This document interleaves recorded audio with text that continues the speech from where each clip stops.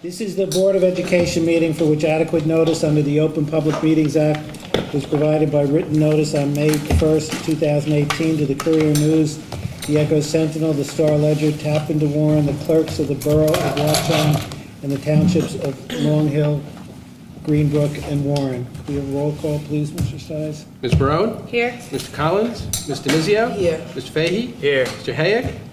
Mr. Hunsinger? Here. Mr. Martins? Here. Mr. Morrison? Dr. Shabilsky? Yep. And Mr. Fallon. Please stand for the national anthem. Okay, Barry, you have to sing it. I pledge allegiance To the flag of the United States of America and to the republic for which it stands, one nation, under God, indivisible, with liberty and justice for all. Gwen, let me first apologize for getting you here at 6:45 when we were supposed to be here and then coming in late. Not a problem, Peter. Well, thank you for your There are pressing pieces graciousness. of business, so it's never a problem. I think I know most of you, but I'm Gwen Thornton from New Jersey School Boards Association. I am a field service rep, and my goal this evening is just to help you become more comfortable with the new superintendent evaluation, which has just been put into play this year. It was a long time in coming. We have worked collaboratively with NJASA for well over 3 years in coming to this final conclusion. I was fortunate enough to serve on that committee, or unfortunate enough, depending upon how you viewed it, but I think fortunate. And so we are really delighted that it's out. We think it's a dramatic improvement. We think it will make for a better tool for both boards as well as superintendents in terms of a more effective communications tool. It is also more closely aligned with the kinds of evaluations that teachers, supervisors, directors, and all other educational leaders are using, in that this is standards-based, truly, which is something that we think is important. So there's a new tool, there's a new step in the process, and there is a new summative evaluation template, which is an optional piece that we put together because we felt that boards really struggled taking the compilation that we gave them and turning that into a narrative or a final document to share with superintendents. And so we have created this new template, but again, that is obviously purely very optional. We've also come up with new standards and indicators, where we used to call those leadership skills. We now have them standards. We've taken these from the ISLIC standards, which are the standards that all school board leaders across the state have agreed to live by, as well as nationally. And we've combined them so that there are 6 of them. If you go to look at the ISLIC standards for school leaders, there are 8, but we've combined them to make it a little more manageable for boards of education. And you can see there's what the ISLIC standards look like. Part of the reason we were held up for a year is that these go back to really 2006 or 7, and I sat on the statewide committee actually when we worked on the actual ISLIC standards in the state, but then they revised them and they were late in getting them out. So we wanted to make sure that when they came out, if there were any revisions, that the new evaluation would be aligned with that as well. And we truly believe that they better reflect all of the work that superintendents do on a regular basis, and they really will assist the board in identifying areas of strength and perhaps where more focus is needed, if that's certainly the circumstances. We have a new rating scale. This probably took more time than you can imagine, splitting hairs over what all of these meant. And it is now moved from exemplary, from commendable to exemplary, from meets expectation to proficient. Rather than saying needs improvement, in light of the fact that we expect all students to be about continuous growth and improvement, we have identified this as an area for growth. Unsatisfactory remained as was, as well as not observed.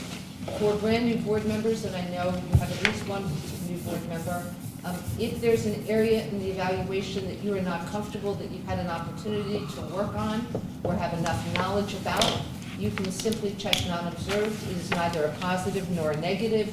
It is simply a complete neutral that says you haven't had an opportunity perhaps to observe in that particular area of the board and superintendent's work. Here you can actually see one of the standards. This is standard 1, mission, vision, and core values. You will notice that there is a rubric, and with every rubric for each of the 6 standards, there are different definitions for exemplary, proficient, area for growth, unsatisfactory, not observed remains the same for each of them, for all 6. But for the other 5 standards, you will see that all of the rubric individual identifiers and language is different, which is something new. We're also now asking, since we're focusing on standards, that the board members not only rate the indicators that are present in each standard, but that you come to an overall rating for each particular standard, because it is based on the standard itself, okay? So here you can see an indication, and we believe that all of those indicators, 1 through 7, build toward the overall standard. And if you do the process and you look and see how you have ranked those indicators, it should take you immediately to your overall rating of the standard. We found sometimes that board members might have checked different indicators, and then when it got to the final rating, it was completely different than what they had rated all of the indices that supposedly made up the standard. So we think this will help to make it a more thoughtful process and to help board members really think through each of the standards and what each of those indicators leads to, okay?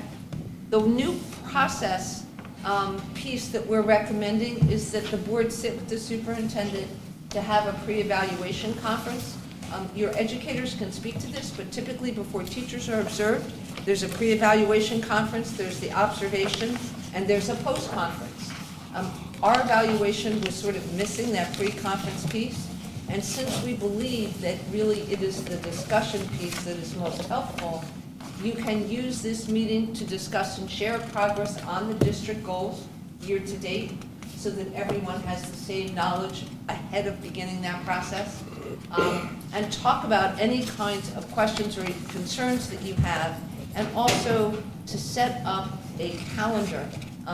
Completion of the evaluation is statutorily mandated, and it must be completed by July 1st. It's worth 6 points on your CUSAC report.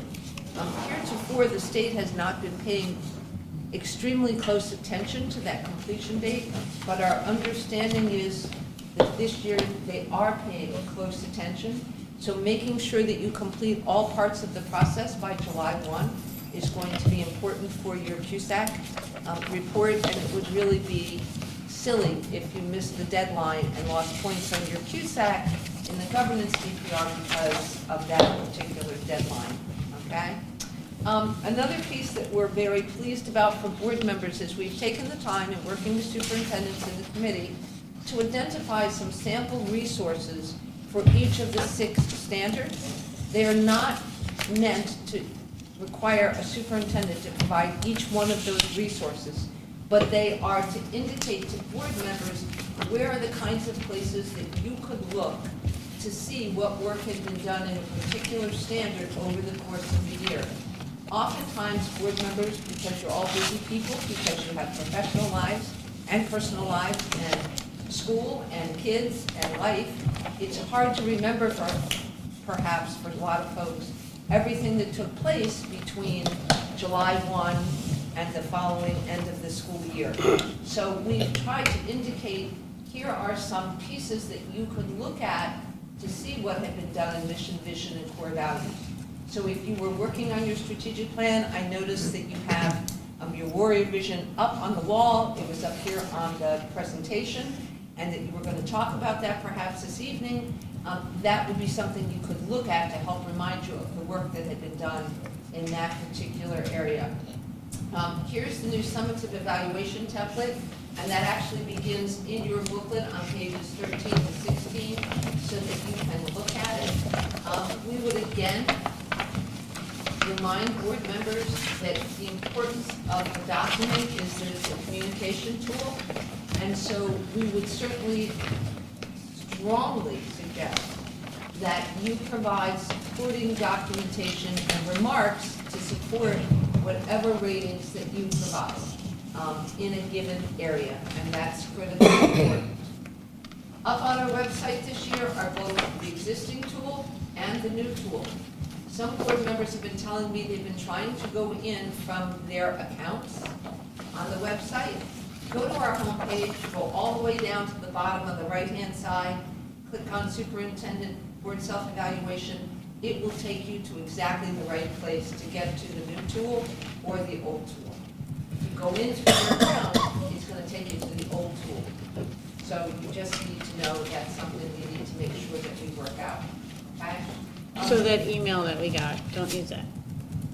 That will take you directly to the new tool Oh, as okay. well. Okay. Okay? But some board members, just because they've been on the board for a while, are used to going into our website through their account. Oh, okay. And then they're running into a problem, so I just wanted to Oh. raise that point for all of you. Another piece that I really like about the new superintendent evaluation that doesn't appear anywhere on here is that allows board presidents to track the completion, so that your board president can go in, see the last name and the date that it is completed. Heretofore, I could see that, but your board president nor any of my board presidents could see it.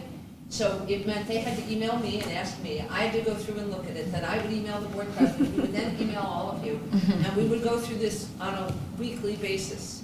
And it was time consuming for everybody. Peter had to wait till I got back to him, or whoever was board president. This way, you can go in and see who's completed it. Once you have completed it, you're also able to download it and print it. Just remember to turn off your pop-up blockers before you do that, because that's another technological piece that we sort of run into. So that's available to you, and you will be able to see when they're done and go in and take care of it, okay? So you've seen this law before. There's nothing new. These are the legal guidelines. Again, just as a reminder, you're required by law to put it in writing. You have to meet as a full Board of Education to review the evaluation with the superintendent. The importance of that is that the written report is a majority document that reflects the will of the majority of the board. But a minority voice needs to be protected. So when the full Board of Education meets with the superintendent, if you as a board member have a different perspective than is reflected in the report, which reflects the majority view, you have an opportunity at that meeting to say, while my colleagues think you've done an extraordinary job in a particular area, I still have a concern around. Or I want to discuss some piece of this that's not articulated in the report. This conference where you meet together gives you the opportunity to do that. As with all employee and all personnel, the superintendent needs to receive a rice notice before that meeting. Anytime the board meets to discuss personnel, there has to be a rice notice. It's true with the superintendent as well. She needs to be riced, or he does, so that you can meet and have that discussion. The superintendent will sign and date a copy. That signature and date is acknowledgement of receipt. It's not agreement with or disagreement with. And this is true for all school employees, not just for the superintendent. As with all school employees, the superintendent has 10 teaching days, and that's what the law says, again, which is interesting since it's July 1, and very few people are teaching within 10 days of July 1, but that's what our legislature put together. 10 teaching days to append to the evaluation any document, any kind of written material that he or she believes will amplify, clarify, or better explain the evaluation. The board should be notified that something's been attached and appended to the evaluation, but again, as with all employees in the district, you don't get to say no to having it appended. It goes on and becomes part of the file. A copy is kept by the Board of Education. Typically, most boards file that with their board attorney, so that if you need it for some particular reason, and sometimes in CUSAC, they will ask to see the front page to make sure it was done in a timely way. And when I say that's why you need to make sure you have access to that particular document, okay? And Gwen, in terms of that deadline of July 1st, we're talking about not just completing the report, but meeting with the Meeting superintendent. with the superintendent, dotting every I and crossing every T, completed by July 1. Okay? I do encourage boards to try to finish before you get too far into June, because June tends to get really busy with end of the year activities. People go to the beach, if not physically, mentally. And so the closer you can get it finished by mid-June, the better off you will be, so that at the end of your month, you get to actually enjoy a part of it, and hopefully you get to enjoy all those end-of-the-year celebratory events that take place as well. Sort of one of the fun times to be a Board of Education member, which all the time isn't a lot of fun sometimes, but certainly the end of the year with graduations and celebrations is a lot of fun. You're required in that final report to identify areas of performance strength, areas needing improvement if there are any, the recommendations that the board may have for professional growth, and indicators of student progress and growth. Typically, those indicators excuse me, of student growth come right from the administration to get attached, and they are some of your standardized or non-standardized test results, whatever you want to attach. ACTs, SATs, PSATs, those kinds of things get attached as well, okay? Again, we've talked a little bit about all of this. The documentation, there are multiple sources of evidence for each one of the standards that you can look at. Another piece to this that I really like is that in the standards, superintendents can upload links to documents so that as you're going through and looking at it, they can put in a link. You can click on that link, and it's on your server, excuse me, and you will be able to see actual documents. If superintendents wish to do that, it's there for them. I have a lot of superintendents that used to put together whole notebooks of information for board members.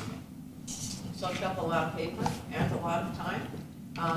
In order to provide board members with that kind of documentation, this will allow them to put links up so that they won't have to reproduce those documents for anybody. You can just click on it, link it, see it, and read it, and that will help you as you go through that process of assessing in a particular way.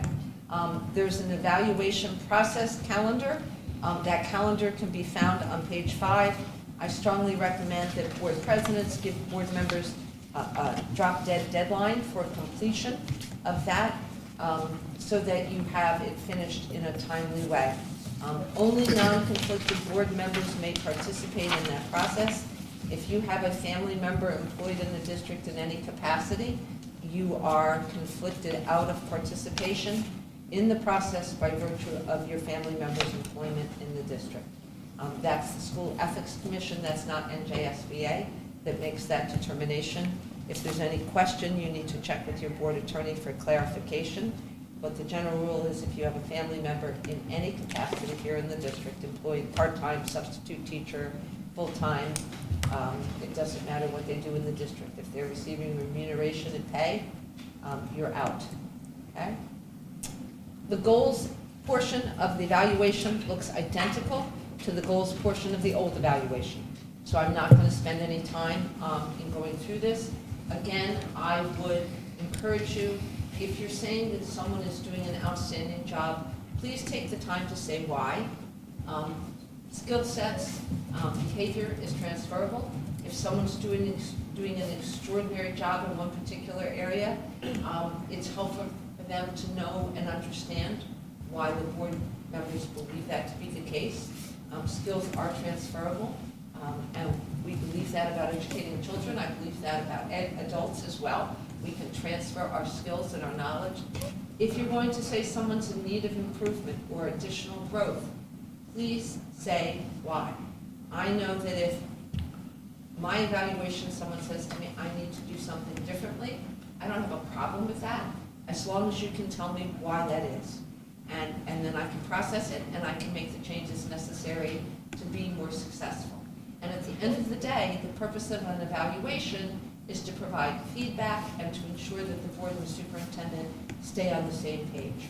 So the more you can evidence, the more documentation you can provide, the better the communication that's going to take place, okay? So again, we've talked about it. We will get back the compiled results to all of you. You will send a rights notice to your superintendent. The board can review the compilation to determine the majority opinion, and then the board and the president will complete it, or if you have an evaluation, a personnel committee, you may assign that to your personnel committee, and then that document gets shared with the superintendent, dated and signed, and you're done. It's really not too overwhelming. The summative evaluation template is in the back of your booklet, and you can see what that looks like. And so, questions, because I know you have a regular meeting together, and I don't want to go over time here. When the pre-evaluation conference, I mean, my understanding, and correct me if I'm wrong, is that, at least in years going forward, would be an opportunity for us to talk about the things we would like the superintendent to address when he or she fills out their part of the form and talks about it. Because we got to this a little late and got this training, we're already at the stage now where we've got the superintendent's indications. There's not really a real purpose for it this year. Absolutely. Okay. But we really believe that moving forward, there is a true Yes. purpose for that. And yes, so you're correct, that is exactly what it's designed to do. Okay. Other questions? I don't understand these resources and where we're finding them. If you look. I tried to pull it up, but it wouldn't let me like just skim through it. No, but if you look at it, if In you your look in booklet. the document, Oh. I'm sorry, I didn't put it, bear with me and I'll tell you what page it's on for everyone. There's one for each standard. Page It's going to seven, be on the page 7, online? page 9, There'll be, Yes, page 7 and page 9, Gwen. here you go. look So at when where we the go red is. into the standard to You'll see complete links. it, you will see this. These So you will Samples that I see put all in these there. sample resources listed. Oh, So that if you needed more information, those are the kinds of documents you could request or look for in the materials that you have. So it's designed to provide you with some food for thought if there are areas that you think, oh, well, we did have that, and I had forgotten we had done that. I pulled some things that the session that I went to, we actually, as superintendents, kind of started a list of what we thought would be good artifacts for each of them. So I created a master list for myself and then went through and created links for you. I created a folder in Google Drive, basically, that all of these So links when are we go to. into it, we'll Yep. see that, okay. Because it wouldn't let me get there because I had to fill out a goal. You have to fill out the goals before you can get to the standard. You do. You have to go, and you can go in and save and continue and go back, and it'll bring you back to where you left off. So you don't have to do it all in one sitting if you don't have an opportunity to do that, so that you can do, take your time and do it thoughtfully. why wouldn't it let you in, Rita? Why wouldn't it let you in? Because you have to finish the section before you can get to the next, like, I couldn't go to standards okay. until I finished reading goals. Something to fix for next year. Yes. Well, but the goals are first, and, so try to be sequential, but it's certainly something. But you have to go sequentially through the standards also? That's my question. I don't know the answer to Okay. that question. That's what I was, I will check and find out, okay? any other questions for The only Gwen? other question I have is the template, is that online or we're supposed to create it The ourselves? template is available online. It will be sent to your board president as with the compilation so that it can be downloaded. It's a Word document, so you can cut and paste, hopefully to make your life a little easier, or who's ever writing that summative document to make life a little simpler for that. And it is not available. If you would like a copy of it, I can send it to you. I have it in a Word format. It's okay, I just want to make sure we have access for it. You will have access to it. You will have Sounds like access. something for DIAC. You will have access to I it. could get to a meeting. It's not a secret document. We just send it routinely to the board president, who's going to download the compilation and download the template. You will all see a copy of it, obviously, once it's put together. Okay? All right. Any other Any other questions? questions? Gwen, thank you very much. You're welcome. And again, I Always. apologize for us being late Please, today. always a pleasure. Liz, do we know are there any people with conflicts? Does Bob have a conflict? No, everyone, did everyone here receive an email with the link to From Gwen? the? Because Yes, when I checked the Friday. list, everyone was on it, so Okay. that means everyone gets one. Okay, You all have it, right? yes. Good to Thank go. you so much for coming, Thank Gwen. you. My pleasure. Thank you.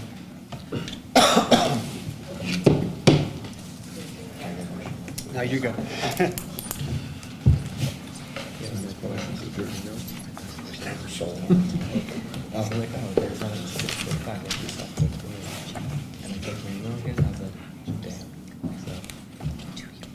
I guess one of those things.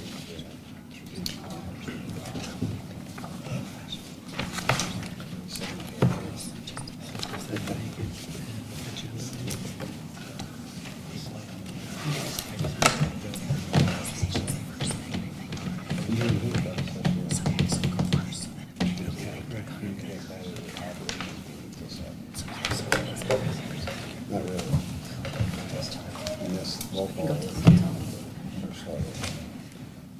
So apparently, that's fine. That's just that's a truck driver.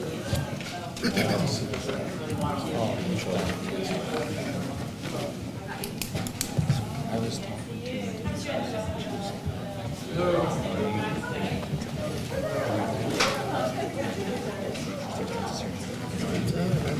so maybe the person that told me that. In Portugal? Yeah, okay. She talked to everybody too. I mean, I wouldn't be surprised if they did make it. No, it's 8:30 is not open. I'm sorry? 8:30 is not open. Oh, I heard about it. 8:50? Oh, jeez. Regardless, I'm going to see you there.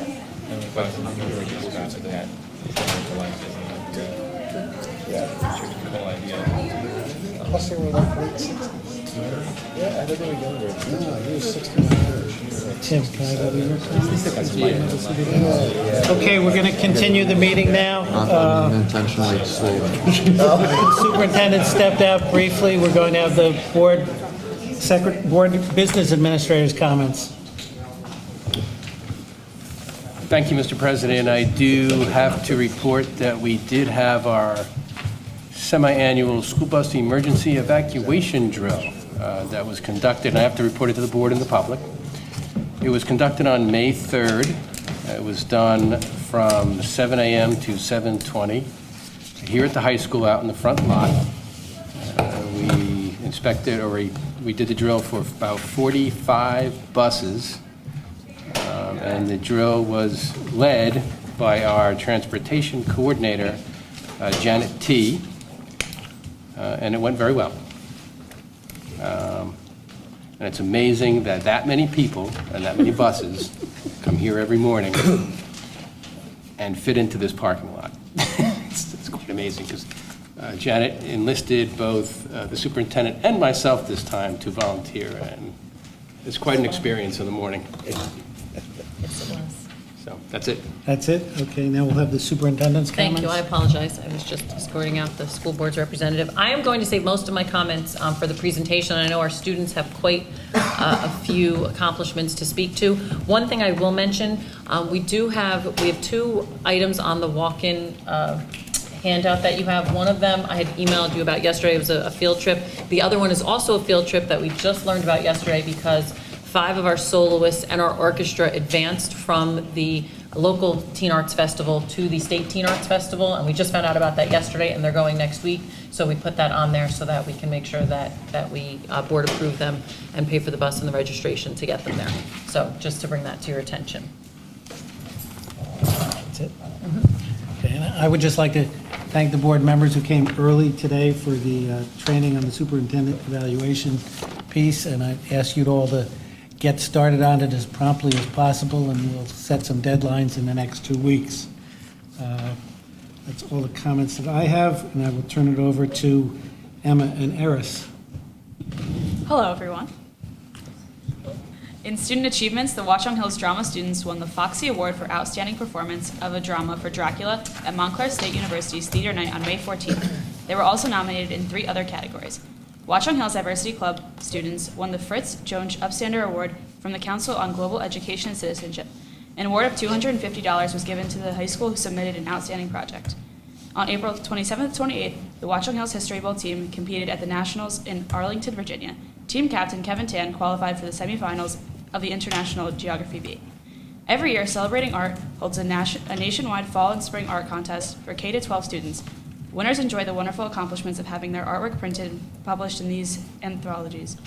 Each of the following students listed had work accepted into the Spring 2018 Celebrating Art Anthology: Anna Kaplan, Amanda Gainsler, Fiona Mulvey, Natalie Zurek, Odalis Barahone Ordonez, Ruchi Biswas, Caitlin Linton, Samantha Hoffman, Zuha Anjum, Annika Sedana, Bobby Wagamon, Abby Watkins, Sarah Young, Kate Familo, John Farley, Chloe Choi, Mariana Renda, Lizzie Wilsensky, and Yvonne Tang.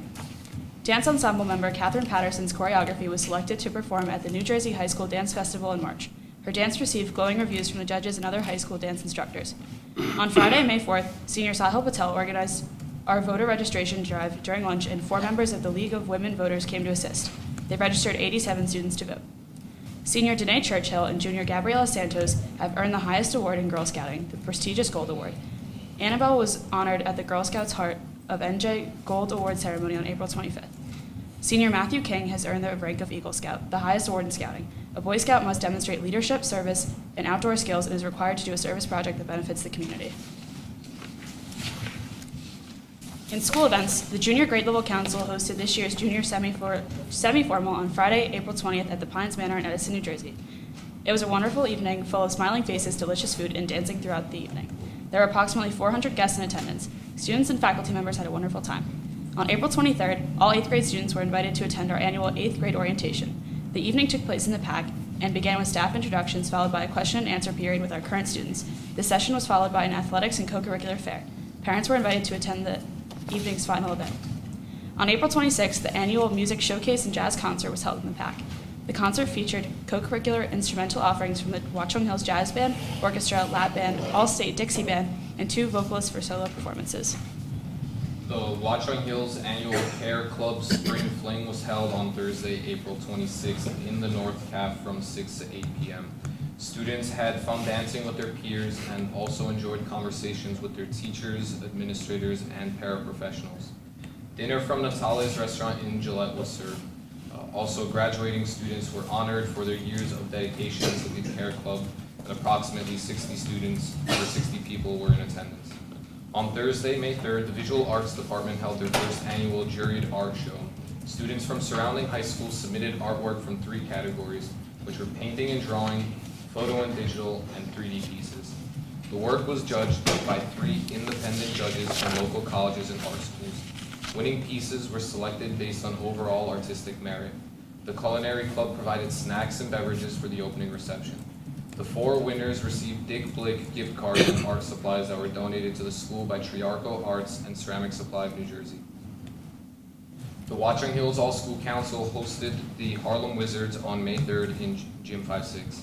There were approximately 500 people in attendance for the fundraiser to benefit the K-8 Warren Township schools, the Watchung Hills ASC, and the Watchung Hills ASC Charity of the Year, which is NAMI, that stands for the National Alliance of Mental Illness. Student members of the ASC volunteered their time to take tickets at the front door, sell Harlem Wizards paraphernalia, sell food and refreshments in Gym 1-2 as well. Teachers and administrators from Warren Middle School and the elementary schools also participated in the game. The Watchung Hills Spring Dance Ensemble also performed for our community on May 11th and 12th in the PAC. The members of the dance ensemble, including 13 seniors, choreographed and performed 21 selections for a combined crowd of over 200 people. For sports, we are in the midst of an exciting 2018 spring season of state tournaments. We will celebrate our class of 2018 future college athletes on June 4th at 2:15 in the Media Center. We have an impressive list this year of 30 student athletes that will be continuing their athletic careers at the collegiate level. Thank you. Everyone interested in participating in fall sports should check the athletic page on the school website for important and complete registration information. Sports physicals are due 2 weeks prior to the start of the season. We'd also like to extend our congratulations to Team New Jersey for taking first place in the National Gymnastics High School competition held in Florida last week. Watchung Hills was very well represented by gymnasts Alexis Teakin, Morgan Durant, and Jenna Ramuno. Boys baseball has advanced in the state tournament and will play at Milburn on Thursday, May 24th in the state quarterfinals. Girls softball will be hosting Bridgewater Raritan in the quarterfinals of states on Wednesday, May 23rd. Boys golf swept the 2018 county sectional and Group 4 state championship titles, while boys lacrosse will play in the state sectional semifinals at home tomorrow, Wednesday, May 23rd, hosting Westfield. The girls track and field team is extending their congratulations as they have some track and field Skyline Conference champions. Portia Jones in the 400 meters, Mahogany Jenkins in the triple jump, and Jessica Carrieri in the 400 meter hurdles. So the girls will continue to compete at meets throughout the state. In ultimate frisbee, James Kennelly and Allison Hareski were invited to try out for the U.S. Under-20 national team tryouts this past winter. Girls finished second at their home tournament in April. Both teams will be in action Memorial Day weekend as they seek to bring a home state championship. Thank you, Emma and Eris. I'd also just like to note that Board Member Bob Morrison is not here tonight. He's hosting the Governor's Arts Education Awards this year. He was a recipient last year, and I think we also have a Watchung Hill student receiving an award there tonight. Chris Collins, on the other hand, is not here because he had a root canal tonight.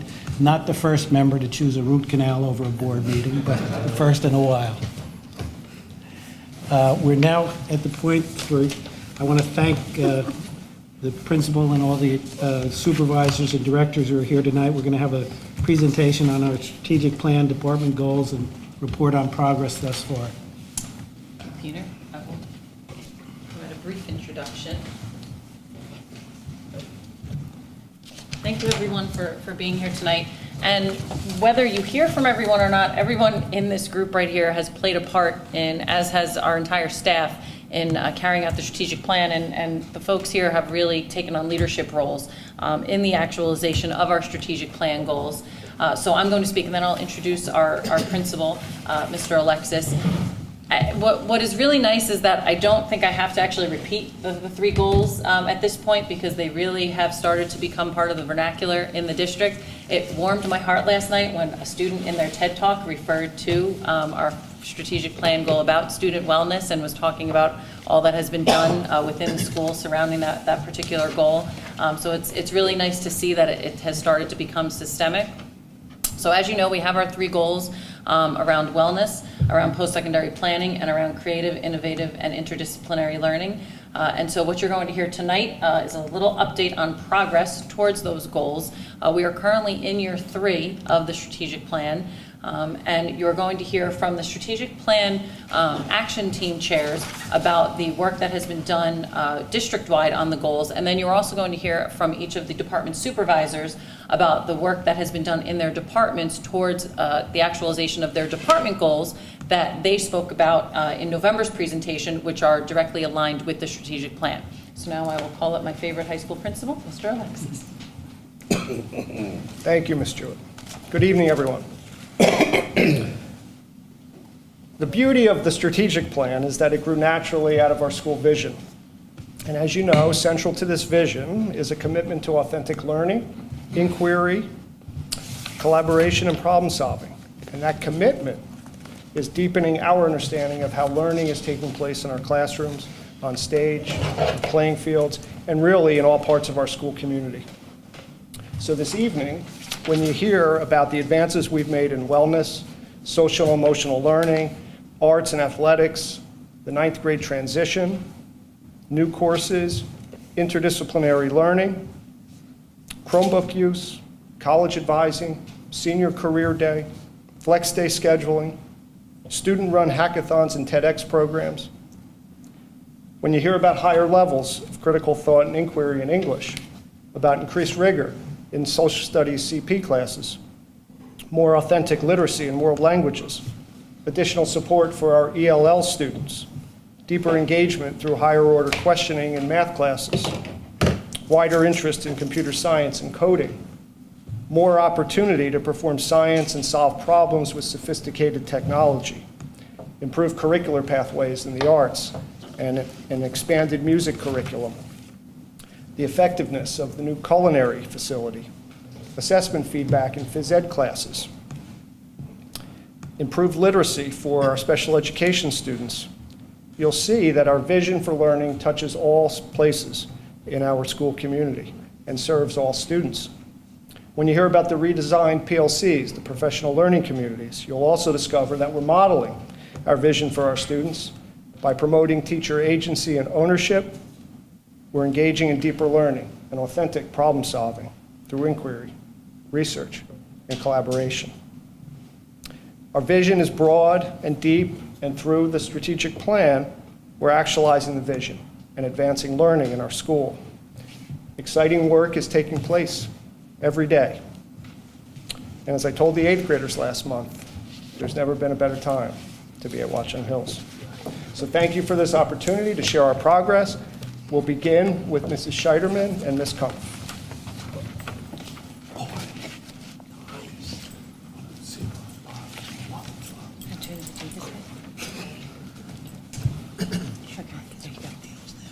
Hi, good evening. Our wellness initiative has continued to expand this year, and I think we've had a really good year. The first indicator that we had under this goal was really to increase the awareness of wellness in the school community, and this year we've really been able to do that. We've presented programs, many of which are listed there, that have been available to the students, the staff, and the community. Some of the highlights of some of the things that we've done this year as part of this was our new parent presentation series. That's something that we started this year with the Chris Herron presentation in January on substance abuse prevention. And then we went on from there and had 2 more nighttime programs for parents and the community to learn about substance abuse prevention and also mental health issues. They were pretty well attended, I have to say, and I think we're going to continue on with them. So that was something that was pretty exciting. There's the basketball team with Chris Herron right there. Also, as part of these programs, some of the things that are listed there and some of the things that are going on with wellness, we're really collaborating with the community. There's a lot of community groups that have money, they have interested people, they're excited about our wellness initiative, and they've been right on board with this all along. They've provided funding for a lot of our programs and will continue to do so, and I think there's a lot of excitement in some of the community groups that we've talked to and some of the parent groups about some of the stuff we're doing. I think there's a lot of wellness in the air at Watchung Hills these days, as you mentioned. Teachers come to me all the time and have ideas. Kids are coming to me. We're getting feedback from people on some of the programs we are doing so that as we plan, we'll know how to go forward. But I think there is a little bit of a wellness buzz in the school these days. The next one. Okay, our second performance indicator really had to do with, we wanted to make sure that students had access to wellness information. So we've been excited with some of the things that are going on in this area. We've got more counseling going on. We have more fitness activities going on for kids. And we even added a student subcommittee this year, which was pretty exciting. We've got a bunch of students who are leadership-minded. They wanted to get together and do something for the school. They were natural for our wellness committee. So we now have something called the Teen Action Group, also known as TAG, kind of tag you're it and trying to help make a better school. So they're already in action. They come to our wellness committee meetings, and I think they've got great things ahead of them. One of the things that they've started already, I don't know if you students have noticed, but they initiated music in the morning. Before school starts, they contacted through coordination with the music department. They're having musicians sing and play instruments before school starts in the atrium on some mornings. So it kind of starts the day with a little special musical part. So I think we're doing pretty well so far on all these things. The third performance indicator was to have 2 to 4 district-wide wellness days in the district. And at this point, I just want to acknowledge also Patricia Tobin, Vice Principal, has been working with Julie Kumpf on running the wellness committee and really just did such an incredible job and a lot of work, particularly with the December Wellness Day, which included wellness in the curriculum. So every student had wellness activities throughout that day. We had room 107 set up for wellness for the faculty, a faculty health fair, and then Challenge Day occurred on that same day. And the second day is planned for June 8th, when again there will be wellness in the curriculum, in the classrooms, slightly different than what we did in December, but we've been able to achieve that goal in the wellness plan. And I'd like to introduce Terry McConnell and Sean D. Giovanna.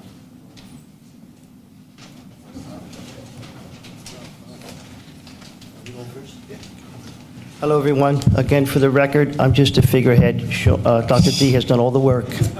You didn't have to say that, Terry. That's obvious. I apologize to the group. Okay. Again, we came to the board last year talking about the first step was the diversity survey. That was a survey of just over 1,100 students, which is pretty good because that's more than half of the student body that participated in the survey.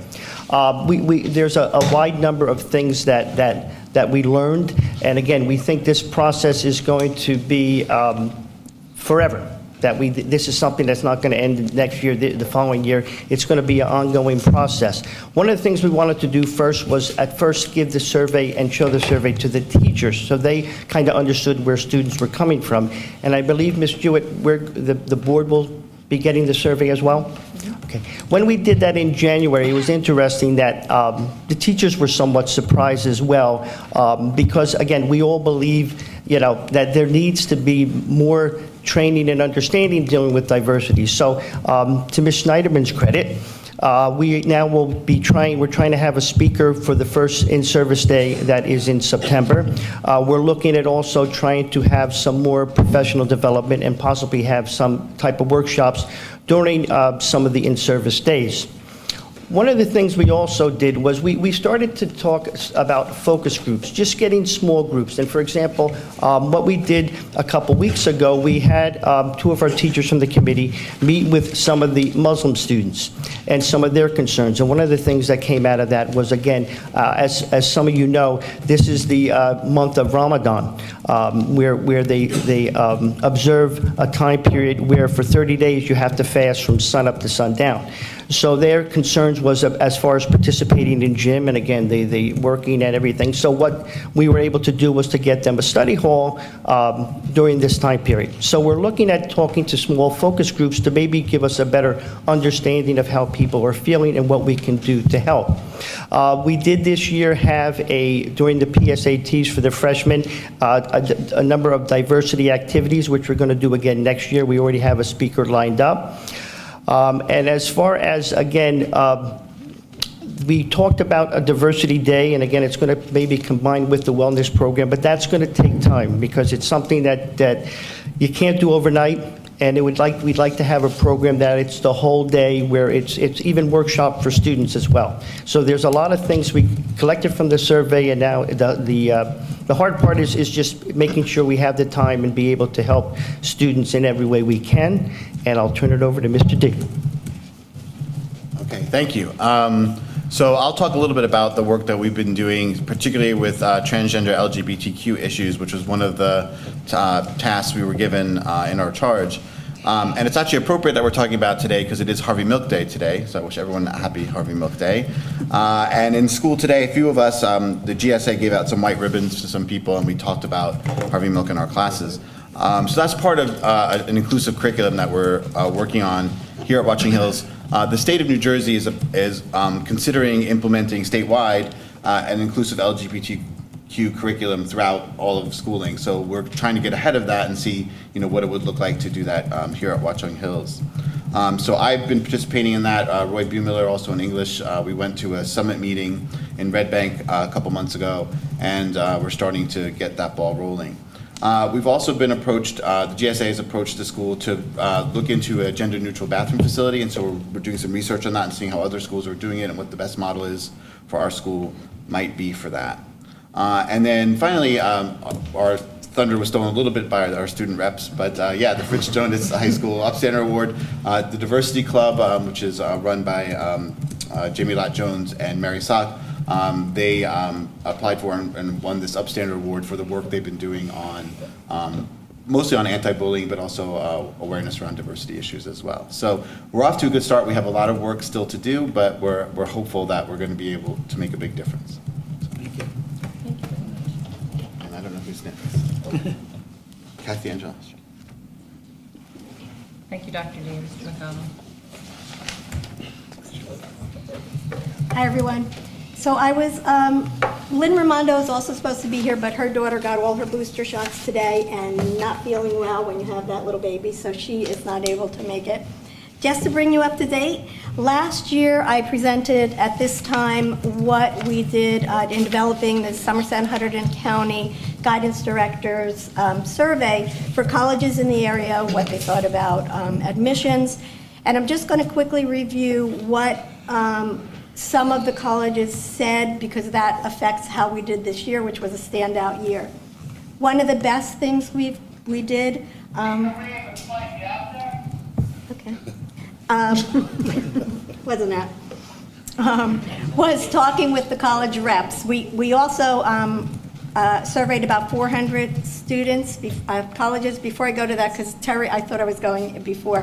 Terry and Sean, you are in that picture right there on the right. That is from PSAT Day. That was one of the activities we did with the diversity group.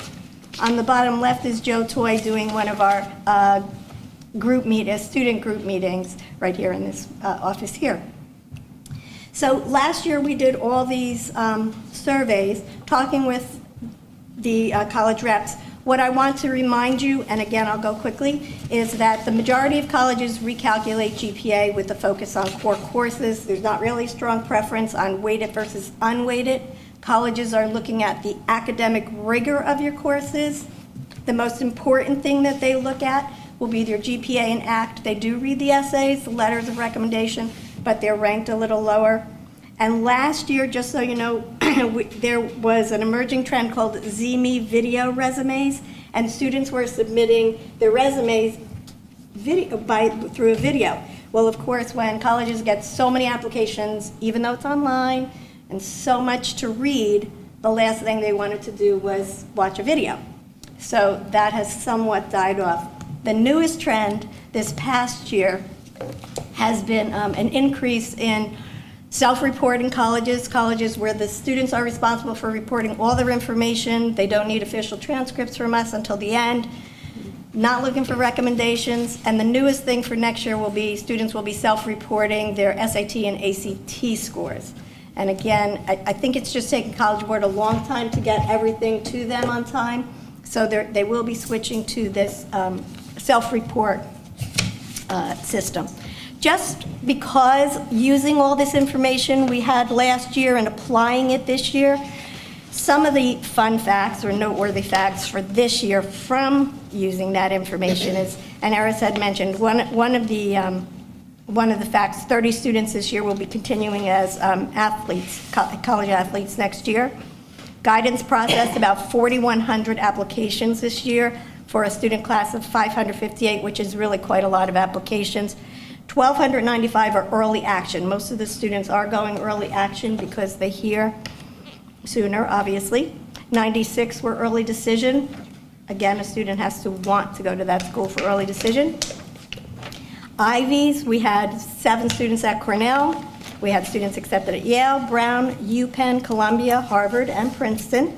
We also had students admitted to Michigan, Carnegie Mellon, Stanford, Rutgers. We had 230 applications, 140 students were accepted. Seton Hall actually had 54 students admitted, and Montclair had 29. So we have a good variety of schools. Also, I know you can't read this, but as I'm talking about the schools, these were the colleges who gave us information. Again, as I gave you a range of colleges for our college acceptances, we have University of Penn responded, Notre Dame, we have Montclair State responding, Seton Hall, Raritan Valley. So we had quite the gamut of colleges that responded to this survey, and I think we sent out to about 400 colleges that responded to that survey. Another noteworthy, National Merit this year, all 15 semifinals were named as finalists for National Merit. APs, which we are in AP land right now, we have ordered almost 1,450 AP exams. We are still doing AP testing. It was 2 weeks, and now Wednesday, Thursday, Friday of this week. So I'll keep you updated, but we have about 500 plus students that are taking AP exams. Some of the new things this year we're looking into, and I may go back and forth on this. We're developing actually 2 parent FAQs on the website. They're not up there yet. One is going to be a general information for students. We're talking about transitioning, having students come, the 9th grade especially. Will be, what do I do if my locker's broken? What do I do if I'm absent? How do I make up homework? General questions. The second one will be more for college transitioning. When do I start looking at colleges?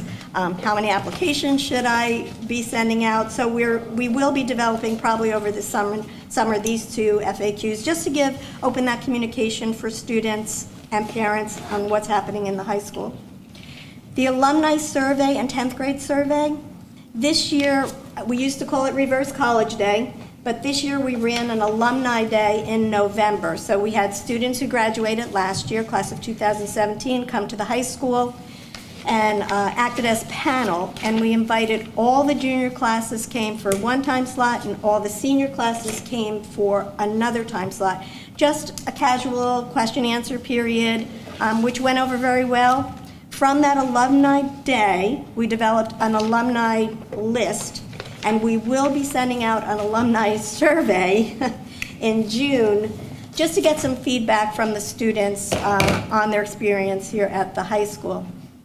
Lynn Raimondo also did a survey with the 10th grade students. I don't have the results yet, but we will get information on what the 10th graders thought of their freshman year with the transitioning here. This year, we started 8th grade scheduling. We were talking about communication with students. This year, we opened up electronically 8th grade scheduling. So this April, instead of snail mail to the 500 students and parents on scheduling and high school information, everything was sent electronically, and it has saved everybody a lot of time. Parents have direct contact with the high school counselors or myself or anybody they need. Scheduling questions were answered, so it gave a little more of a personal touch to that. Alumni Day I spoke about. PSAT Day, we organized that morning. Again, for freshmen, this was in freshman transitioning. They had 4 sessions to go to. And if you look at the pictures, which I know are hard to see, actually the first picture on the top with all the students was where our vice principals run our freshman day, the day before school starts. So that's the assembly during that time. Going left to right, on the bottom left is Lauren Kruger in with one of her students for a grade level meeting. The second one was from PSAT Day is Lauren Saget. She was working on wellness during that day. We broke up the freshmen into 4 groups. The third picture is Tara Miles. Students were given Chromebooks this year. So the sessions with the freshmen, they all had a session with their counselor on Chromebooks, using the Chromebook, Naviance. So that was very helpful because a lot of the sessions with the guidance counselors are pulling up Naviance, pulling up your grades, let's look at gradebooks. So instead of like grouping everybody in this room, it was more a one-to-one after that session began. And the last picture with Lincoln in it is Ken Carnes, because PSAT Day we also did a note-taking session. And that was Ken during the note-taking session. And lastly, I'll go real quick, freshman transitioning. This has all been about freshman transitioning and communication, opening up to 8th graders, giving more information for freshmen. So I think I've covered everything. And at this time, Mrs. Phelan and Mr. Glasio. You want to do the computer and I'll do the speaking? Good evening. What Mike and I have done is we were chair of the Creative, Innovative, and Interdisciplinary Learning Committee for the strategic plan, and so we've been together. This is our 3rd year. So I'll just give the first 2 highlights. One is on ESLR, and the second one is on our PLC, and then Michael will take it from there. So as some of the board members know, we created a committee, subcommittee of the board to talk about ESLR, and for some of the parents in the meeting tonight, we're talking about expected student learning results. Other districts call this the profile of a graduate. So through Ms. Dewitt's leadership and the subcommittee of the Ed Committee and other board members and the Academic Council, we looked at 30 high schools who had ESLRs. And we got a template, and then we went to department meetings, and through department meetings we had multiple suggestions. And so the areas that we concentrated on were critical thinking, communication, artistic expression. We also wanted to look at our social and emotional wellness, as well as our international awareness. And then finally, we looked at STEAM, which Michael is going to talk about in 1 minute. Additionally, the next slide is fine. Additionally, we tried to talk more this summer about our PLCs, which are, again, professional learning communities for our faculty. And we talk through our academic council about the research which talks about teacher agency and teacher autonomy and interdisciplinary collaboration. So this year we piloted a very successful transition from bringing in the sage on the stage to tell teachers what they should do and what they should not do, and we had them embrace their own learning.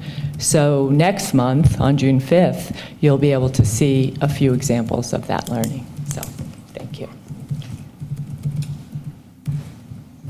So for our performance indicator 3B, we had some changes in our schedule this year to allocate time, recreate our time, and repurpose it for the benefit of our students.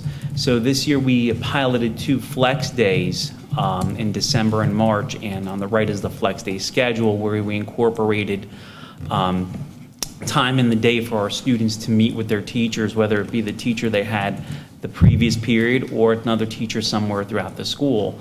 The overall feedback we got was very positive. Our students enjoyed Flex Day. They wanted more Flex Days in their schedule.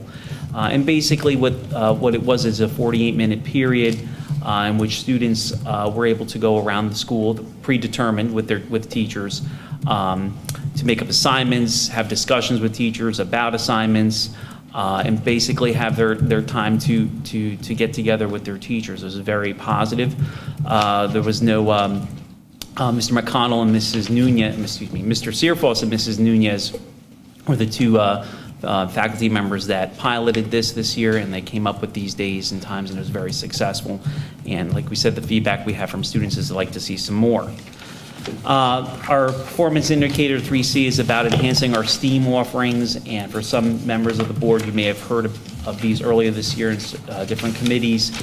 We do have several new courses that we're going to be running next year, including a music technology course, guitar, keyboarding, and a freshman band. We added a robotics course for the first time at Watchung Hills. We're very proud of that, with a dedicated robotics teacher, Peter Ponzio. We put in a modern genetics course to beef up our offerings in the biological sciences, and in the math department, AP Principles of Computer Science has been put in. We continue to have innovative summer opportunities for our students and innovative opportunities during the school year, including summer enrichment in coding and entrepreneurship. AP Project Lead the Way, which is something I'll talk about when I get to the department presentations.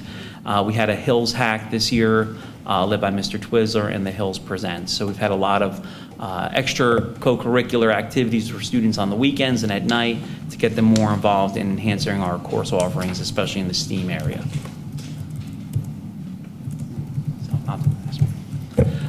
Performance indicator 3D. We're trying to incorporate critical and more connected thinking through career exploration. So last year we had our first senior career exploration, and this is a picture from last year, and it's Chris Collins, I believe, in there. He was one of our panel members last year. As you recall, we have a keynote speaker that is a graduate from the school last year, was Justin and Michael Benedus, who came and talked to our speakers. This year, can I say who's this year? Is it a surprise? Oh, no, you can share. Okay. It's Alyssa DeSturco. She's a graduate from 2005, and she's a Passaic County prosecutor, and she's going to be talking to our seniors on June 12th. And we have a whole panel of people coming again this year, a whole new group coming for our panel discussions on June 12th for the senior exploration. We have dual enrollment classes in Holocaust and Genocide and PLTW, where we look to get students college credit, college opportunities in number theory, and summer opportunities, and we continue to look to expand for dual enrollment opportunities beyond the AP, beyond where students get AP credit, but dual enrollment where they're taking courses here that are non-AP and getting enrollment, dual enrollment status at a college. So right now I'm going to turn to Mr. Aquavia, Supervisor of English, to start the department presentations. Thank you.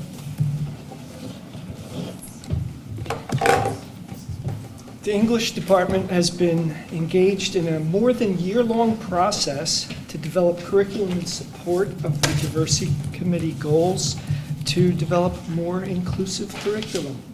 We're becoming more systematic in improving writing instruction and assessment, and we're advancing the school's goal of engaging students in higher levels of critical thought and inquiry.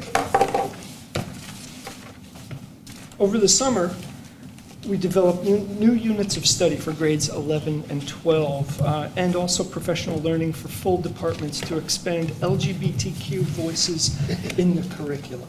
This was, for us, a detailed and thoughtful process, which started with discussion of diversity committee goals, the formation of a team of teachers to research and identify high-quality works of LGBTQ literature, English department review of these books, and then we purchased Fun Home and the Realm of Possibility for all English teachers to review. More recently, April 11th, during our department meeting, we had a full meeting professional development session which focused on LGBTQ studies and also on historical context for teaching Fun Home. We're now piloting units of study in grades 11 and 12. To advance the goal of becoming more systematic in the teaching of writing, we reviewed student writing samples to generate shared areas of focus. So teachers brought with them to meetings samples of very strong writing, emblematic of what they wanted to see at particular grade levels. What we derived from that by grade level focused on maintaining organizational focus in student writing, using textual evidence effectively, and properly documenting source material. Higher order questioning strategies and facilitation strategies of student discussion is an area of focus school-wide. We offered professional development for teachers early on and followed through on those goals during department meetings and during post-observation conferences with teachers throughout the school year to be sure that that goal remained alive in people's minds and in people's practice. Anita Falvo will speak with you next about social studies. Sorry. Thank you. It's okay. Okay. Oh, good evening. Thank you. I just wanted to talk briefly about our accomplishments with our 3 goals. Okay. Here we go. Okay. One of the things that we are focused on in social studies, which I've mentioned a couple of times before, is working on not just the memorization of facts like we have done years in the past, but instead working on skill building. So I put this revised Bloom's taxonomy, the chart up there, just to kind of give you an idea of the focus of what we're doing. So we're incorporating these skills through the basis of the content that we're studying. And it's all in hopes that in high school and then after in post-secondary, that they will develop and incorporate these skills in college, careers, as they go through the rest of their lives in different settings. So to focus on the 3 goals, I just wanted to touch on just a few of them. One of the things that we've been doing recently in the last couple of years is working on having students read actual documents, primary sources. What we found with that is that going back to the basics, they didn't even quite understand the vocabulary, the way that the sentences were structured. So what we've decided to do is use these primary source documents, but teach them things such as the terminology and the vocabulary, because that will help them not just in the skills we're trying to build in social studies, but in other areas as well. And we found that that's been quite successful when we kind of isolate that. That'll help with SATs, with PSATs, APs, and so on. So it kind of flows into other areas. But I think what we're most proud of this year is the advances in CP rigor. We've worked on our AP scores. We've increased them over the last couple of years. Now we thought we would take a turn at looking at our CP students as well. And one of the things that we really focused on this year, and the reason I put that one picture up there, the right here, this is a Google slide from one of our CP freshman classes where they were studying the Renaissance. And what they had to do in their classes was they actually used the Chromebooks as part of this project, use the Google Slides in teams, in group work, came up with the research that they did on the Chromebooks, and then presented through these slides that they developed to the rest of the class. So not only are they using the technology, researching, they're also sharing and learning public speaking skills. And we've really kind of tried to focus that in the first skills that I just talked about in that first slide, we want to integrate into all the levels that we are teaching. And we're finding success with that, and we're going to continue to advance that next year as well. So I will now introduce Mr. Comerford. What are we pushing here? Hi, we began the year with 4 goals, and we're quite pleased with the progress we've made.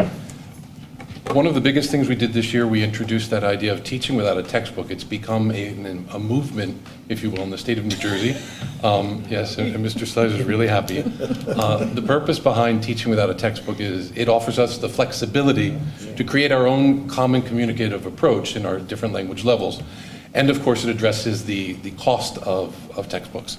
Every year they're increasing. Many of them are over $100 a textbook. And with new editions coming out every 3 years, it makes it almost impossible to stay current. So we began the year by having an exemplary school come and talk to us about teaching without a textbook, what that entails. They came from West Windsor, Plainsboro. This is the second year they're here. We turnkeyed that then to our department with all of our different languages. We got together in groups, created our own teaching without a textbook lessons, and then we collaborated with our sending districts. We went out to the different sending districts to see what they were doing, how they're instituting this, and some of their teachers have come up here to take a look at what we're doing. We're going to continue that again for next year. What we're hoping is to coordinate and extend it to other schools in our district as well. We took a look at the middle schools, but we're certainly looking at the entire program K through 12.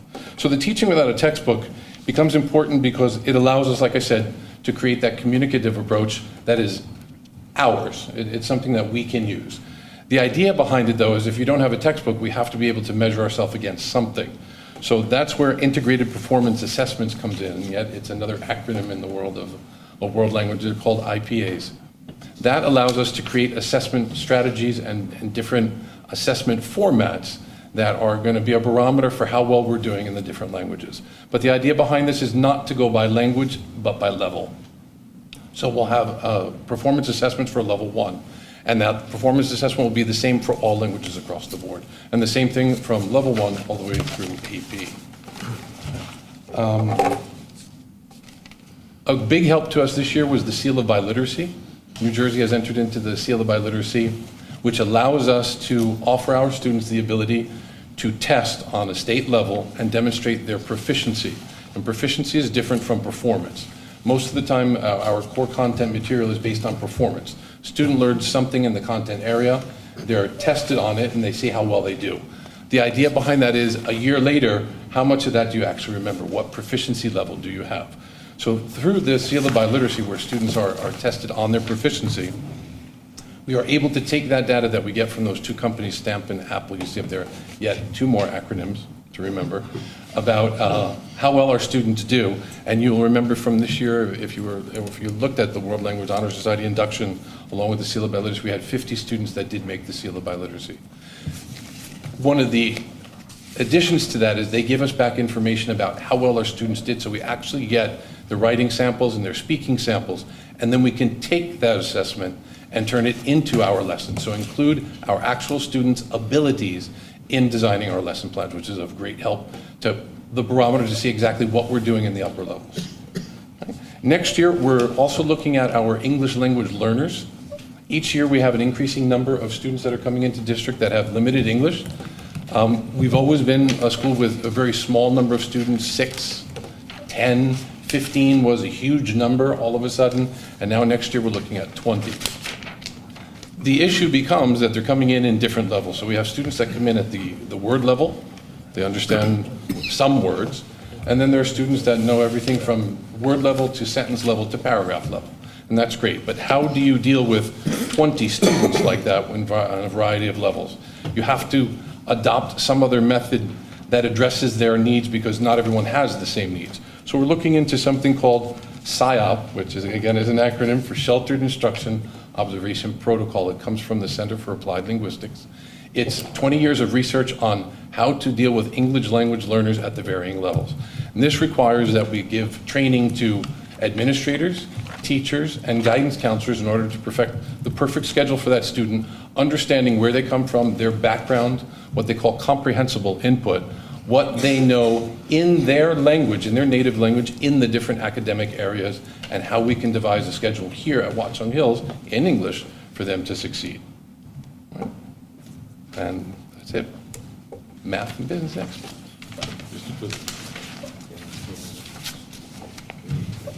Ready? So we had several goals in the math and business department. One was to increase higher order questioning and get students to talk a little bit more, whether the students were talking to each other or whether they were talking to the teacher.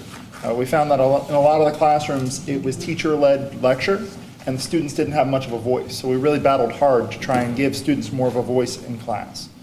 Second, you might recall that this was the first year that we asked all students to purchase a calculator instead of using school-issued calculators. With that in mind, we really wanted to try and empower the students to be able to use them in class and develop activities that would showcase that.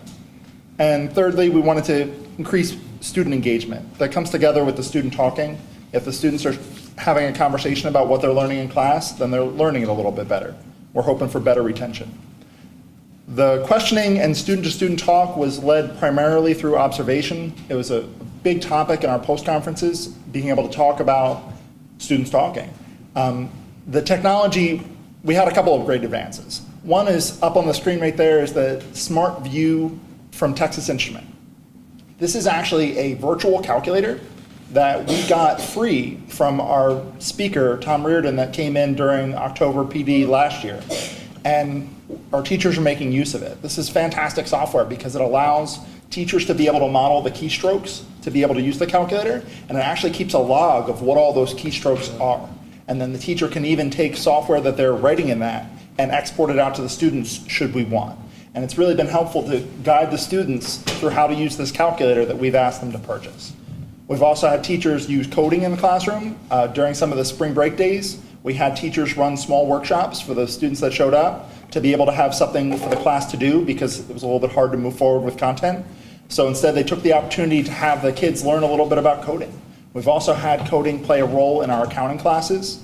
The CS Club offered the ability to link sheets together, and I believe it's closing is what they're able to actually pull off just by having things automated. Funny story. There was a student that came in today, Matt Dietz, and came back to talk as a guest speaker to the accounting classes. And when he saw that software, his jaw dropped. That our students put together something that he actually wanted senior year in college as an accounting major. So it's pretty awesome that we're offering these kinds of experiences to our students. All right, Mr. Valesky. So in science, we also had several goals. One was to expand student learning and recognition for our AP PLTW students and our additions to the program of studies through new coursework in robotics and modern genetics. We implemented Vernier's software technology to enhance student learning. This goes hand in hand with our Chromebook initiative that we have each year for freshmen and sophomores next year. So having big changes in our curriculum so that our students will have this technology in the future. And extend our reading across the curriculum. This past year, our ninth graders continued to read The Martian. 10th graders read Ender's Game. And next year, our 11th graders will read a Neil deGrasse Tyson book. Neil deGrasse Tyson is considered America's astrophysicist. And it's a book about the universe. Astrophysics for dummies? Astrophysics for those who are in a hurry or people in a hurry. It's not an easy read, let me just say. No, it's not. Evidence of progress indicates 4 students this year earned actually last year when they applied, earned AP PLTW recognition in this category in the category of engineering. That's a combination of AP courses in math and science as well as PLTW courses, our Project Lead the Way. This year we have students again that are going to be eligible for that, and they're applying for the APP-LTW student recognition. We introduced robotics and modern genetics into the 1819 program of studies. We've had professional development within the department and online for Vernier software in our science labs. You can see a picture there of our students using Vernier software in our physics classes. Basically what Vernier software and probes allow you to do is collect scientific data in a highly precise way, in a quicker way, allowing students to have more inquiry-based study of the data rather than struggling to collect data, get their data, sit down, and try to analyze it in a scientific way. Mr. Patelli is going to come up and talk about arts, physical education, and health. Thank you, Mr. DeLacio. We had a number of goals this year in the Arts, Physical Education, and Health Department. Number one, our goal was to expand the music offerings. Currently, we offer about a fourth of our students are enrolled in music classes, so the goal for next year is to introduce new courses in a new facility and hopefully attract more students to take music. We also unveiled our new culinary facility in the culinary arts department as well. So our goal this year was just to kind of get in there mid-year and kind of become acclimated to the new environment and try to transition by moving from the home ec kind of philosophy of culinary more towards the culinary art aspect. And in health and PE, a goal of ours that we focused on a lot in our post-conferences was to improve the assessment strategies by the teacher, give the students authentic feedback, give them skills tests. And we also talked a lot about the instant activity philosophy, which kind of eliminates the use of squads in PE and gets the students moving right when they enter the gym instead of sitting down and waiting like they sit in the chairs all day in class. So we get them moving right when they enter the gym. I did a lot of research I'll talk about music first. This year I did a lot of research. I visited a lot of schools and talked to supervisors and teachers about the music tech experience in high schools. And we are going to be offering next year 3 new classes in the music tech lab. Each station in that lab will have a keyboard, a computer, a guitar, and there will also be a teacher station in the room where the teacher can listen in. The experience will be all through headphones, so the room will be completely silent, and the kids will be playing on the keyboard, and the teacher can interact with one student or a group of students at a time, have them kind of play together and move them along on the computer as well.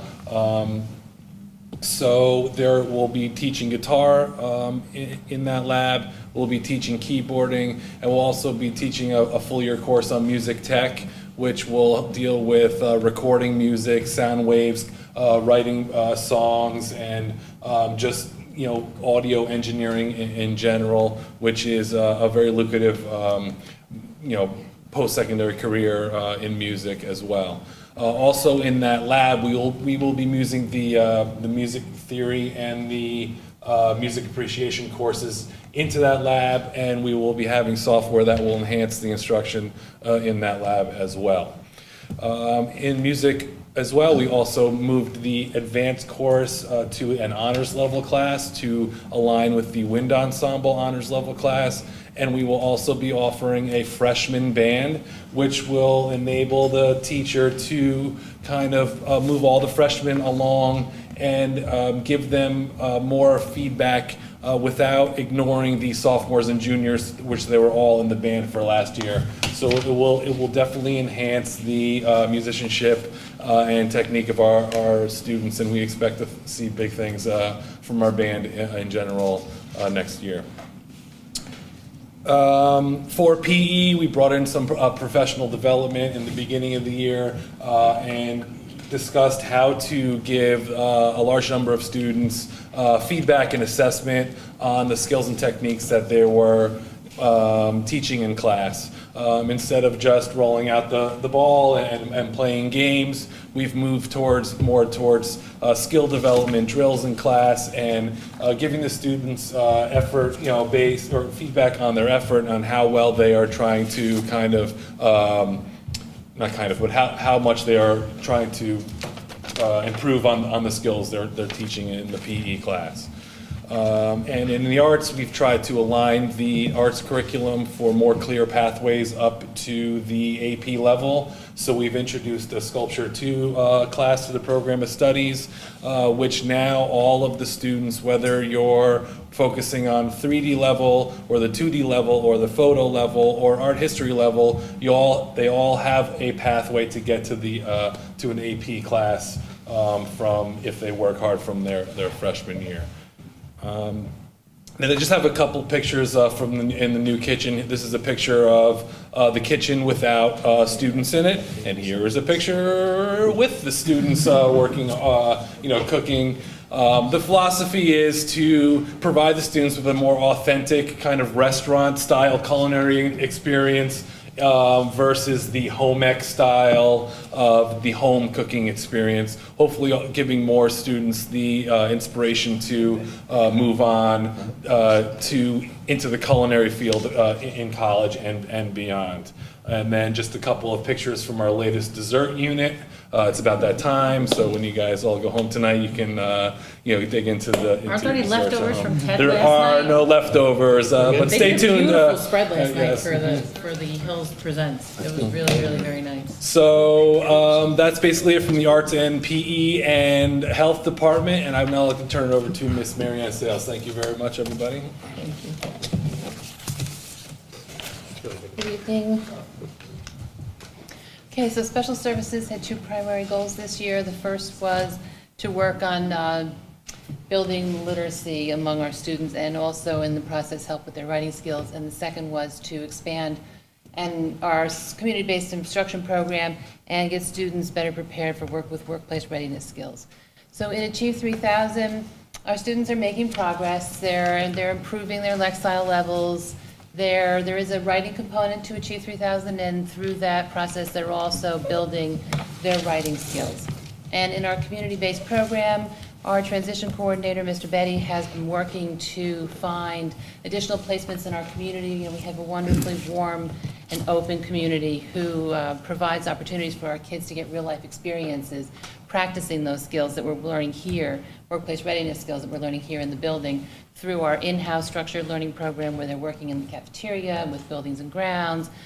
They do some work in the guidance office and in several of the other offices. They deliver mail throughout the building, those pre-vocational skills that they then take out into the community and practice in real-life environments. Thank you. Thank you. Thank you. Any questions from board members? I'm happy to start it off, if you'd like. Thank you. Sure. To Ms. Angelastro, I appreciate your presentation. In the slide that you had on trends from survey and interviews, there were a couple of points that were highlighted. One was a comment that colleges don't really have a strong preference on weighted versus unweighted GPA, and I'll get to that in a second.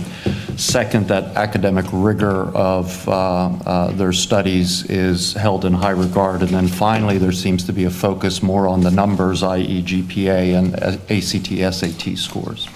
So putting that all together and seeing some of the parent concerns that were brought to the board on different occasions in the past, I want your insight, if you would, on a couple of things. One, it's been, at least my observation, I think that of others, that the colleges really are uninterested in the weighted GPA altogether, as opposed to not having a preference, which actually says something slightly different. And probably the reason that they don't have an interest in weighted GPA is how it's weighted from school to school becomes hard to compare, so you might as well just do the unweighted GPA. We had parents come to the board who argued about having more rigorous classes for fear that they were not having the potential stretch opportunities. And I think there's a general, perhaps, misunderstanding that you need to be taking all AP classes, and we all know that there is risk in spreading yourself so thin that that's going to affect your GPA unweighted, even though it may balance out weighted. So there was a parental focus on that weighted GPA, when in fact, I think that's not really where the focus should be. Obviously, as a board and as a community, we'd like to see our school very highly rated, and part of that metric is how many people participate in AP classes, et cetera. But on a personal note, seeing how my own children at various age groups have gone through the high school, one of the things that we've learned as parents is overloading on AP8 does not provide them with wellness and does not provide them with advantage in their college application, because it's actually hurting their unweighted GPA as opposed to helping it. So if you could provide us some clarity on whether those statements are correctly representing the climate today, and in what ways do you recommend that we educate the parental community about how to achieve balance as opposed to, I took all AP classes? So many answers to those questions. We did do a survey with the teachers, first of all, because one of the, and that was last year, on levels. Should we have AP judging? From what the colleges told us, that, you know, our highest GPA is a 5.3. No one in the school can reach a 5.3 because we have so many AP courses, no one can take all the AP courses that we have. So each year we provide to colleges the highest GPA out of the class. No names, there's no ranking.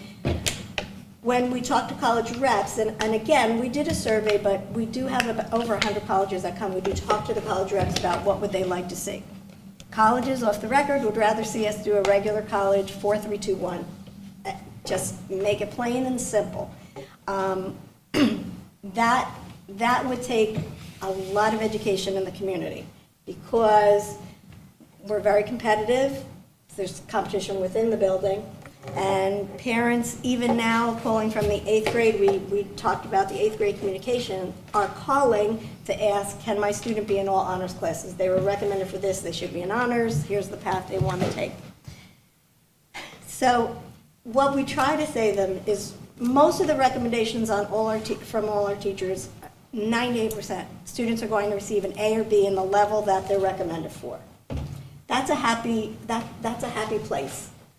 Don't have to push because your application says AP and you're getting a C, because a C in an AP class, first of all, it is weighted, it's going to pull your weight down.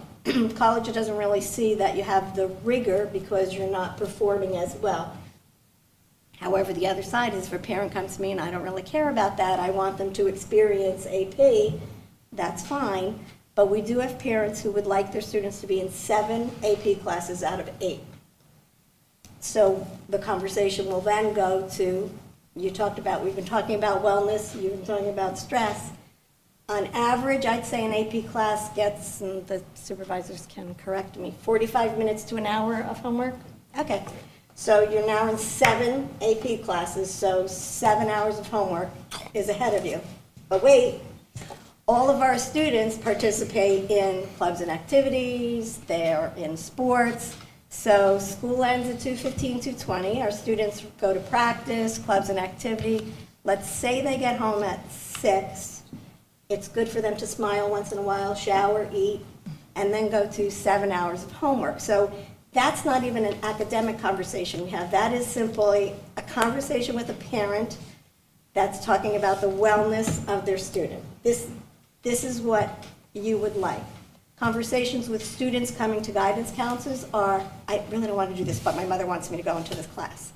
So there's a real mix, and I think we need educating parents on levels. Some high schools have gone to this 4-3-2-1 model. It would take a long time for us to do that, but I do think we do have to have a lot more communication on the stress that being in AP levels, what colleges are really looking for. They're using unweighted more than weighted, because as you've kind of answered your question, there's nothing common in New Jersey high schools, let's say, that say every high school is doing it this way, every high school is doing it that way. So the common factor is 4-3-2-1. So a lot of colleges are recalculating And they don't always take into account the electives, and I know that that's an important part of our curriculum. But it's just pumping up the GPA. And realistically, they're looking at they're looking at the core courses. So a lot of conversations, a lot of education, and I've said it a lot of times, we want to keep educating parents on the stress levels, the wellness. They don't all have to be in APs. The college is looking at academic rigor. That doesn't mean AP. That means for a CP student that went from getting A's in a CP class freshman year has now moved to an A level the next. That's rigorous for that CP student. And then maybe junior and senior year, there's some AP classes. That's the academic rigor for that student. So it's so personalized, but it's just changing the tone. Does that answer it? Okay. It helps. A lot of answers to that one question. Thank you.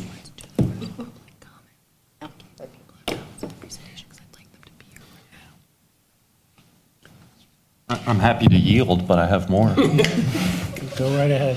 Thanks. So, since Ms. Jewett kept looking over at me, I can't resist but commenting on this. So both Ms. Falvo and Mr. Comerford mentioned Chromebooks. And as all of you know, we invested as a board in Chromebooks for the freshman class and have since invested for the incoming freshman class.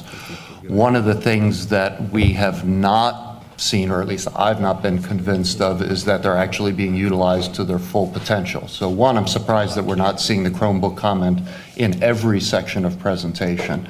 But more substantively, what plan do we have to use that technology and utilize professional development to help our teachers really incorporate that, perhaps even as a replacement of all paper and textbooks, which is where I hope we would go, so that the students aren't just carrying this 3.3-pound device in their backpacks every day and finding that they're not using it in the vast majority of their classes.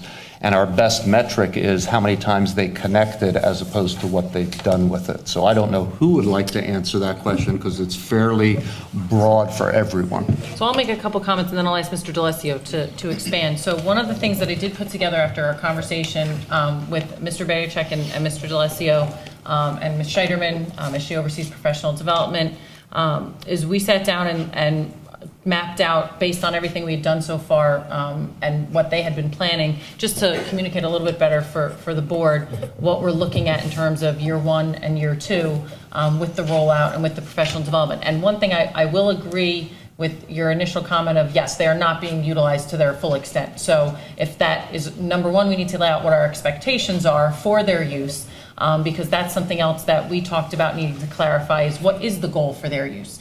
Just like, with the graphing calculators, the students we ask them to purchase them. It doesn't mean that they're going to be utilizing them every single minute of every single math period. However, there is an expectation that they're going to be an active part of the curriculum and they're not just going to take them out, once a month for some kind of activity or test. So similar to the Chromebooks, that's what we've been talking about with the leadership team and with the supervisors in terms of the different departments. And one of the key components that was identified this year, the departments that you heard speaking about them had an easier time implementing them into the instruction, whereas, and I'll let Mike pick up here, whereas some of the other departments realized that they needed some additional software in order to be able to utilize them more effectively in class. And then following with that, more targeted professional development. So I'll turn that over to Mike so he can elaborate on that a little bit, because he's gotten a lot of the feedback from the staff on that. Thank you. So when I walk the building, I do see a lot of Chromebooks being used. I do see a lot of computers out. I think of classes in each of the departments. My department, engineering courses are exclusively taught on computers. The business department, several courses are taught exclusively on computers. And, in my travels around when I talk to ninth grade teachers, they do use them a lot. But what I'm getting a lot of is, now that I know they're going to be there for me next year, I have a plan in my mind on how I'm going to use these. Teachers, when given opportunities to use these types of instruments, will organically come up with lessons, collaborate with their colleagues and use this. We have to recognize that it is the first year with it, and I've been in a high school 20 years and things just don't happen quickly. They really don't. But I have seen it just in my own eyes, walking the building, trying to sign out a Chromebook card just for myself. The grief I get when I have to take the Chromebook cards out and administer the PARCC exam. I get a lot of grief from teachers because they want to use the Chromebooks and they can't because we're using them during testing. So, that kind of data comes to my office and I see it. This year we talked with our technology committee. We have members from each of the departments in the committee, and they came back with feedback on what they would want to see in terms of both software and hardware. So for example, the math department would like to see touchscreens. They want to be able to write on the Chromebooks and have students be able to write on there so they can do more interactive lessons. We actually found a platform for that, and that's the next year's Chromebooks have that ability. Science, obviously the vernier equipment, which has always been part of the science department, but a real push now to use that. And in a lot of the arts department, with many things they do there in their digital classes, being able to have the Chromebook is going to be important also. So we're getting a lot of feedback from our technology committee, and we're putting that into play through with both Mr. Baychek on the tech side and myself on the educational side. So, I expect more and more to be used. I really do. And I could tell you, there's high amounts of classes, with them. I for myself, I use it 3 times a week in my physics class. Simulations, sharing of documents, experiments through Vernier. So over the next few years, I do see that. Tim and I have been talking about textbook utilization, and has gone down. We're talking with supervisors about a textbook-free initiative here, and I do see that too. And I will tell you that there's not a day goes by where a textbook company doesn't email me or call me and ask me to buy textbooks, and I say we don't right now. We have the internet. So I see in the next few years, really, this is going to explode. But it takes time for teachers. When they're given the tool, they'll use it. When they know it's there, it'll organically happen. I've seen that. So. I think the thing that would at least give me comfort, and perhaps other board members, is, as you illustrated, some sort of timetable or plan with goal expectations, and then seeing if those goals were met. Obviously, there's no expectation all of a sudden there's 100% utilization in every class. But if it's left to happen by design, I think it's going to happen at a much slower process than if there is some goal to reach for and a metric to measure that you've achieved that at regular intervals. We did meet with Liz last week to come up with timetables and initiatives that we want to see. This summer is a big summer for Brian and myself to really come up with timetables and how we're going to do this. We're kind of past the whole Google thing. Everybody knows how to use Google. Now we're trying to learn more advanced techniques for our teachers now that they have this technology in hand, and that's what we're trying to do. And I think one of the greatest struggles that teachers have, they want to use the tools, and they when they see anything, whether it's technology related, whether it's an innovative teaching technique, but when it's something that they have to take time to learn, we have to figure out how to structure that time for them, to give them that time to learn it. And I really credit, Mrs. Scheiderman and Ms. Phelan when they designed the professional development days, and Mr. Alexis with the really the reallocation of the traditional department and faculty meeting time to be really more teacher learning focused time. And I think that will continue to evolve. But that is certainly something that we've realized, that when we give them these tools, if we're going to have the expectation that they implement it, we really have to make sure that we build in the time for them to learn how to use it. So, that's something that we certainly will look to enhance as well. Thanks. And if I could just follow up on Greg's point. The board has been asked the last two years to make these big investments, and I think in terms of time frame, what we're looking at is to have some feedback on where we're getting towards these goals in time for being asked by Tim to make next year's investment, because then after that, it's going to be, well, you did 3 years, why not 4? So, Barry. It's a big learning curve. And we've had a year, we're just about done with the first year, and I think now that it's in place and things are moving forward, I think you're going to see it accelerate as far as learning and use of it And I think people are more comfortable now, and it's going to accelerate each year faster than you think, faster than the first year did. I think year 2 and 3 are going to be much faster, and after that, it's just going to be automatic. And I don't disagree with you. I'm just looking as a board member, I want to have a rubric next year so we can, when we're asked to, make the next year's installment, which I fully believe this board's going to support, but we want to do it on data-based analysis. Thank you, Mike. Thanks. Anybody else? We set an almost impossible task for all of you tonight to come, not only fill us in on the progress we made this year, but also to relate it to each of our strategic plan goals. I want to thank all of you for the effort that you put into doing that in a concise and clear fashion. This was very helpful to the board, and we appreciate the time of all of you, everyone on the committee, and who helped put this together. So thank you very much. I'm going to ask you to hang on for just a few more minutes. We're going to have the first opportunity for public comment in case there's something relevant there that we want to ask you to respond to. We'll have you here, but so it'll just be a few minutes. Did you have any? Okay. So we will then move on now in our agenda to the first opportunity for public comment. This first public comment period will be limited to agenda items for this meeting only. There'll be a second public comment period later in the meeting. All comments are limited to 5 minutes. If you would like to address the board, please come up to the podium, state your name, address, and address us. Thank you.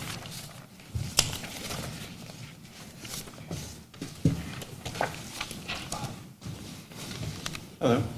Hello. Thank you for the opportunity to speak. My name's Steve DeSturco.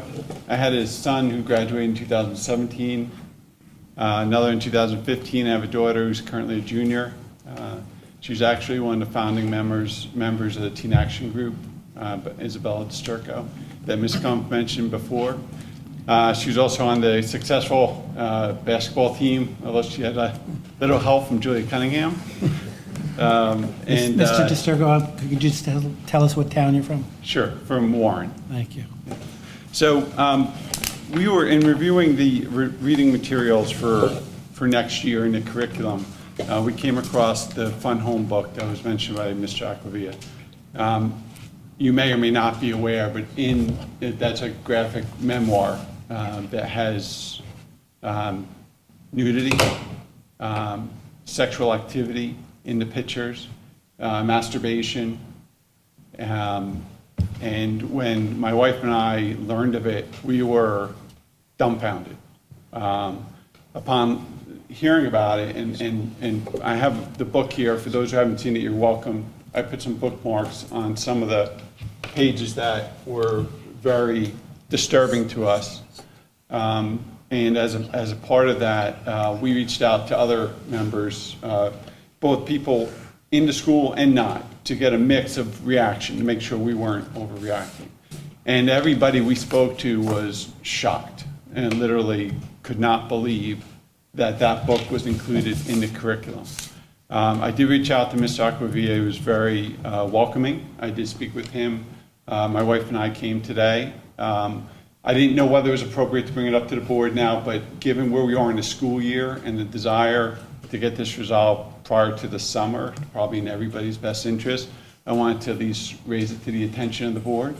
Our request is that it be removed from the curriculum. We do not feel that it's appropriate for this material to be presented to our children, many of which will be under age 18 at the time that they're going to be required to do the reading. We also don't want children to be singled out.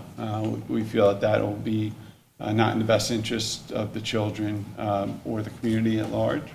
I am happy to do what is needed to make sure that you agree that it's more than a few families. And if I'm going to continue to work with the English department and hopefully get to resolution without having to spread this more than it needs to be. I certainly don't want to raise an issue if it doesn't need to be an issue. But at the same time, I'm very convicted that this be removed from the curriculum, and that our children are not, exposed to this material. Thank you. I also want to thank you for talking to our English department supervisor. It's always helpful for things when the board has to consider them to have the things go through the proper chain of command. Absolutely. So I appreciate your doing that. And we'll continue to do that. Thank you. Thank you.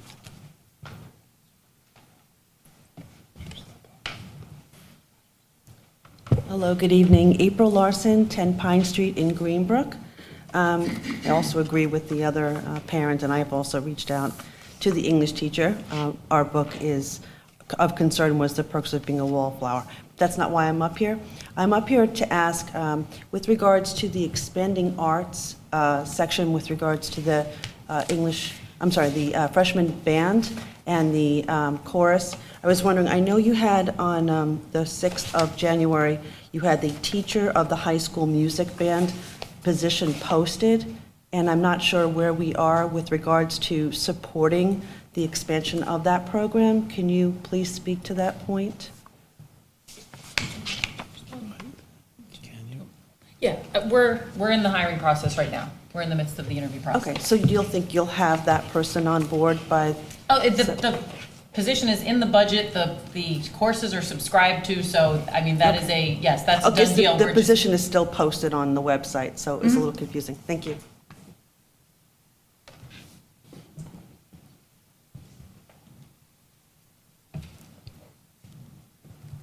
Hello, Mark Bisci, BISCI from Warren Township.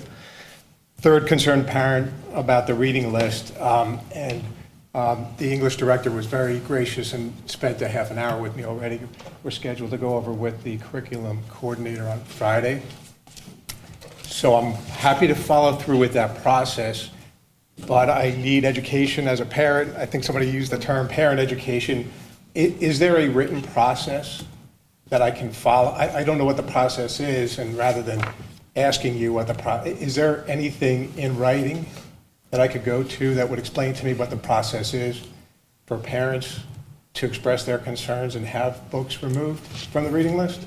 We don't have that set out in a particular policy. Normally, if you go to a Board of Education member, and I'm from Warren Township, if you were to ask me, I would tell you, the way we go through the chain of command is first address it with your child's teacher, then if necessary, the supervisor or the principal. If it doesn't get resolved there, to the superintendent. If it doesn't get resolved there, to the board. Okay. So, and I'm not sure if I should be directing this to you or whomever, but That's fine. I guess the process then would be the English director, then the director of curriculum, then the superintendent? This is a unique situation because generally, parents don't determine curriculum for the entire school.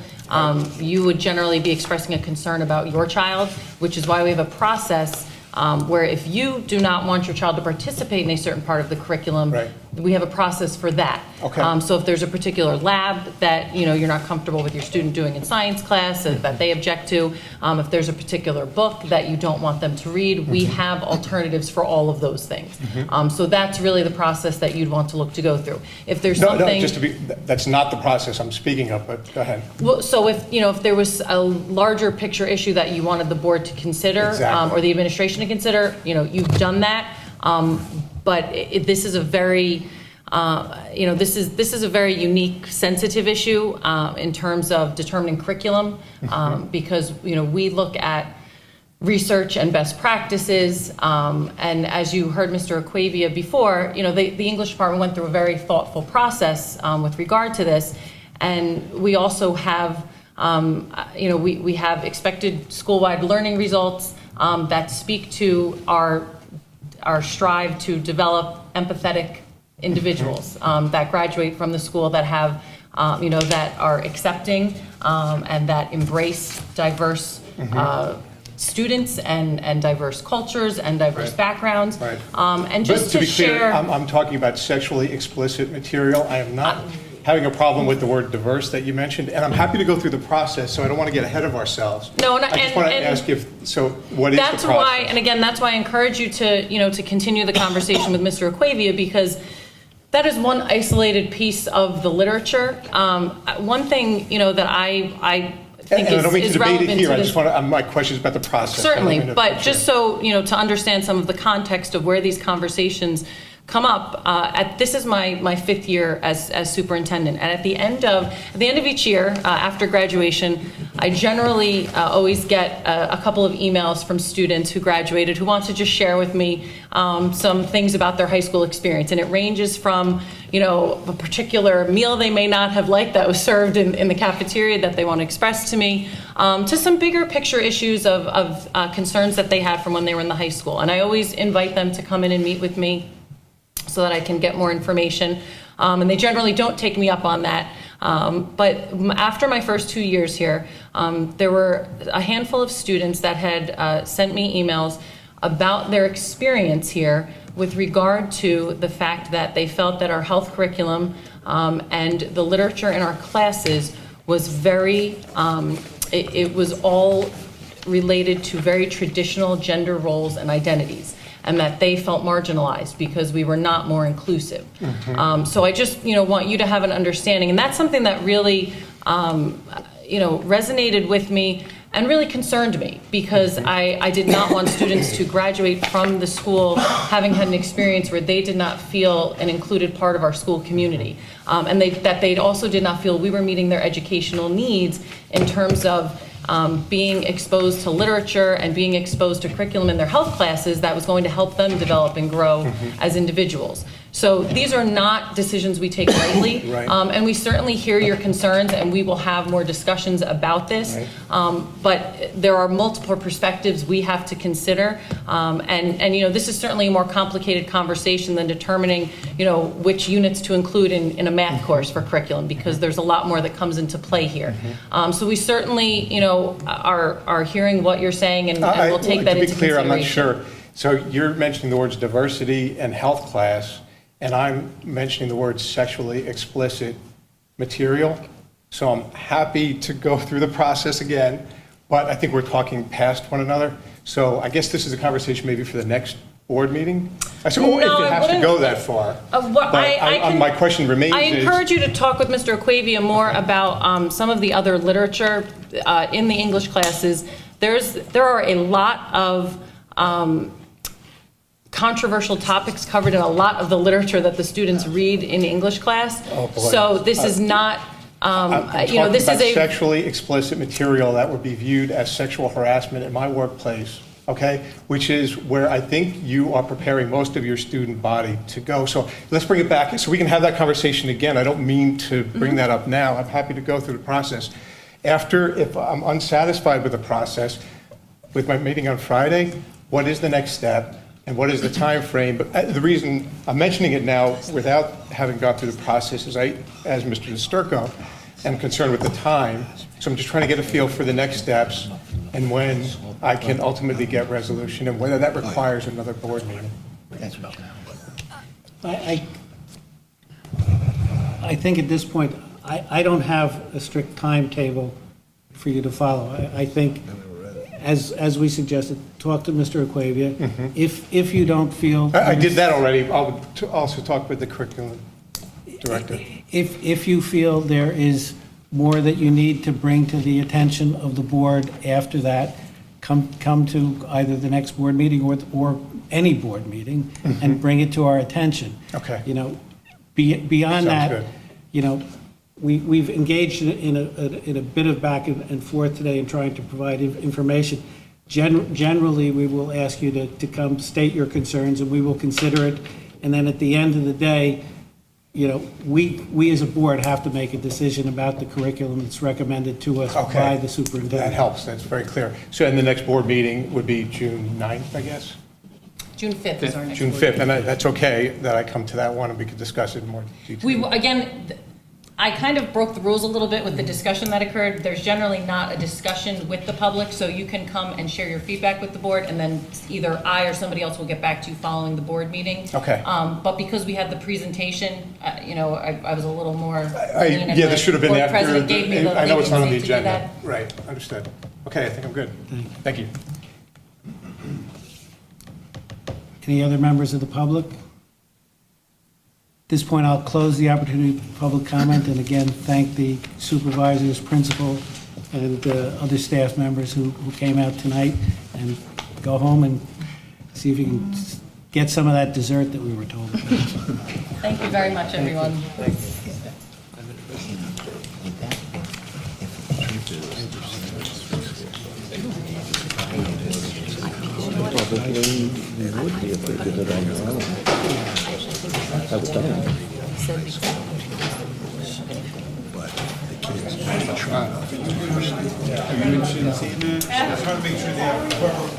If we want to get a copy, we can get it from the administration. So if that's your book, you can take it home.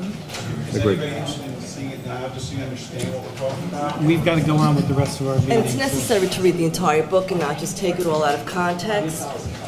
It's the images that are disturbing. Again, just read it, not just page by page, read it all together. Okay, now, we're at board discussion. Anybody want to bring up anything? Board discussion. Next item will be board discussion of the addendum items on the agenda. Hearing none, yes, Greg.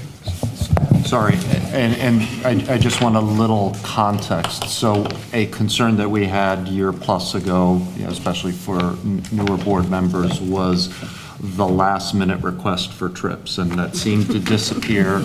And then lo and behold, up pops not just one, but two hot off the press.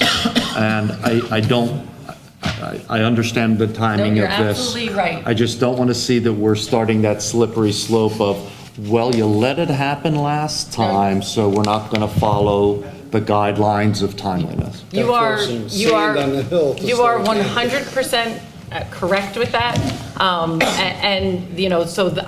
I really do appreciate with the trip that was avoidable. That really was a paperwork mishap, and we can't figure out where that was, but regardless, that was on our end. The second one is one that would have happened regardless, but you are absolutely right, and we actually did also just follow up with regard to some of the other issues, because just so you know, when they came to me about this, they knew, they said, well, okay, we know that you had just talked to us. It was about something else that the board asked for in terms of timeliness, because we were doing some retroactive approvals for some different services. So that is duly noted. I completely accept responsibility for that, and I really do appreciate your willingness to approve them tonight. But no, we are not slipping back into that pattern. You have my word on that. A12, though, is the unavoidable one. Is that the way? Yes, A12 is the Yes. unavoidable one. Because we didn't know that they My were going to crystal make ball it. works sometimes, but yes. Okay. We don't have Crystal Bob here. Does anybody want to make a motion on A1 through A6? So moved. Second. Okay. Any discussion on items A1 through A6? Mr. Stiles, can you have a vote? Ms. Brown? Yes. Ms. Demizio? Yes. Mr. Fahey? Yes. Mr. Hayek? Yes. Mr. Hunsinger? Yes. Mr. Martins? Yes. Dr. Shabilsky? Yes. And Mr. Fallon? Yes. Motion's carried.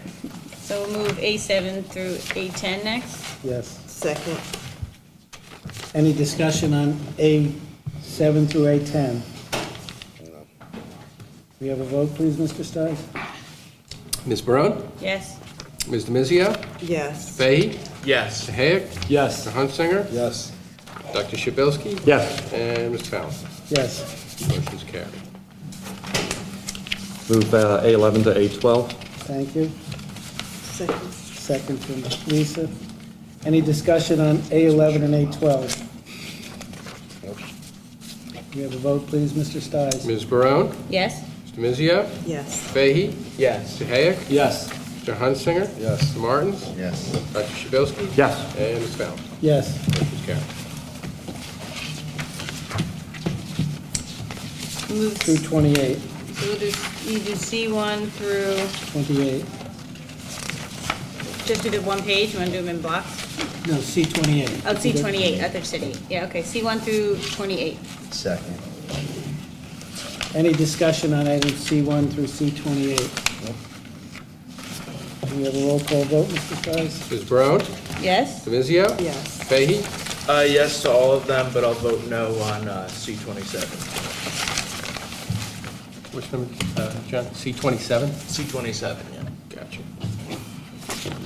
Okay, Mr. Hague? Yes. Mr. Hunsinger? Yes. Mr. Martins?